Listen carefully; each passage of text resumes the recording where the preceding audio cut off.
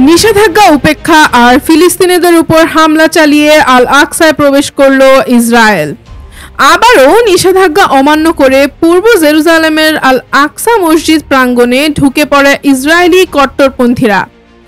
আজ জেরুজালেম দিবস উপলক্ষে আয়োজিত মিছিল চলাকালে এই ঘটনা ঘটে বলে জানিয়েছে কাতার ভিত্তিক সংবাদ মাধ্যম আল জাজিরা। সংবাদ মাধ্যমটি আরও জানায়, ইসরায়েলের উগ্রবাদী ইহুদিরা মিছিলের সুযোগে আল আকসা কম্পাউন্ডে প্রবেশ করে। এ সময় ইসলাম ধর্মের পবিত্র স্থানটিতে প্রায় 2000 ইসরায়েলি উপস্থিত ছিল, যার মধ্যে ছিল দেশটির জাতীয় নিরাপত্তা মন্ত্রী এবং ডানপন্থী নেতা ইতামার বেন গভিরও।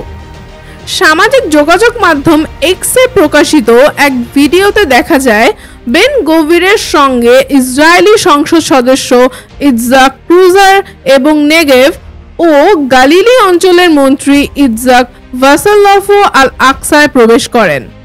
বেন গভির বলে, আমরা এই যুদ্ধে বিজয়ের প্রার্থনা করেছি এবং হামাসের হাতে আটক সবাইকে ফিরিয়ে আনার জন্য প্রার্থনা করেছি।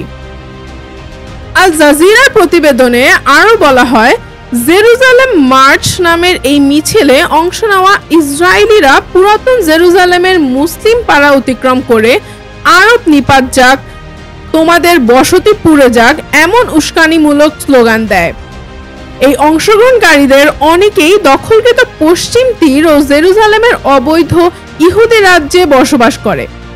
ইতিপূর্বেও পুলিশের নিরাপত্তার মধ্য দিয়েই আল আকসায় প্রবেশ করেছিল বেন গভির। তার এই ধরনের কার্যকলাপ আন্তর্জাতিক মহলে বারবার উস্কানিমূলক ও উত্তেজনা সৃষ্টিকারী হিসেবে চিহ্নিত হয়েছে। 1967 সালের 6 দিনের যুদ্ধে ইসরায়েল পূর্ব জেরুজালেম দখল করে নিলেও আন্তর্জাতিক চাপের মুখে তারা ঘোষণা দেয় যে ইসলাম ধর্মীয় স্থাপনাগুলোর প্রশাসনিক নিয়ন্ত্রণ মুসলিম কর্তৃপক্ষের অধীনে থাকবে। এই চুক্তির আওতায় আল আকসা প্রাঙ্গণে কেবল মুসলিমদের প্রার্থনার অনুমতি রয়েছে। প্রশাসনিক দায়িত্বে রয়েছে জর্ডান সরকারের নিযুক্ত ইসলামিক ওয়াকফ কাউন্সিল, তবে নিরাপত্তার দায়িত্ব থাকে ইসরায়েলি পুলিশের হাতে। এই ব্যবস্থা মূলত স্থিতাবস্থা নীতি নামে পরিচিত। ইসরায়েলি সুপ্রিম কোর্টও আল আকসার চত্বরে ইহুদিদের প্রার্থনার উপর নিষেধাজ্ঞা বহাল রেখেছে। জাতিসংঘ সহ অধিকাংশ আন্তর্জাতিক সংস্থা পূর্ব জেরুজালেমকে অধিকৃত ফিলিস্তিনি ভূখণ্ড হিসেবে বিবেচনা করে এবং সেখানে ইসরায়েলের কার্যকলাপকে আন্তর্জাতিক আইনের লঙ্ঘন বলে মনে করে। অন্যদিকে জেরুজালেম দিবসের মিছিল থেকে জাতিসংঘের শরণার্থী বিষয়ক সংস্থা UNRW এর সদর দপ্তরেও হামলা চালানো হয়। সংস্থাটির পশ্চিম তীরের সমন্বয়ক রোল্যান্ড ফ্রেডরিক জানান, ইসরায়েলি বিক্ষোভকারীরা পুলিশের সামনেই UNRW এর কম্পাউন্ডে প্রবেশ করে। বিক্ষোভকারীদের মধ্যে ছিলেন পার্লামেন্ট সদস্য ইউলিয়া মালিনভস্কি, যিনি UNRW এর ওপর নিষেধাজ্ঞা চাপিয়ে দেওয়ার মূল পরিকল্পনাকারী। এছাড়া ইসরায়েলি দখলদাররা স্থানীয় ফিলিস্তিনি ব্যবসায়ীদের ওপরও হামলা চালিয়েছে।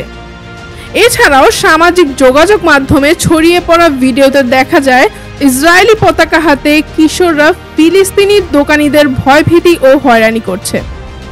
এসব ঘটনায় 2 জনকে আটক করা হয়েছে বলে জানিয়েছে বার্তা সংস্থা AFP। এদিকে ইসরায়েলি কর্তৃপক্ষ দাবি করেছে, অনাকাঙ্ক্ষিত ঘটনা ঠেকাতে পুরো এলাকায় কয়েক হাজার সশস্ত্র পুলিশ মোতায়েন সত্ত্বেও বারবার এই ধরনের হামলা এবং নিষেধাজ্ঞা ভেঙে ধর্মীয় স্থানে প্রবেশ ইসরায়েলি সরকারের দমন নীতি এবং আন্তর্জাতিক চুক্তির বরখেলাপের বিষয়টি বারবারই সামনে নিয়ে আসছে।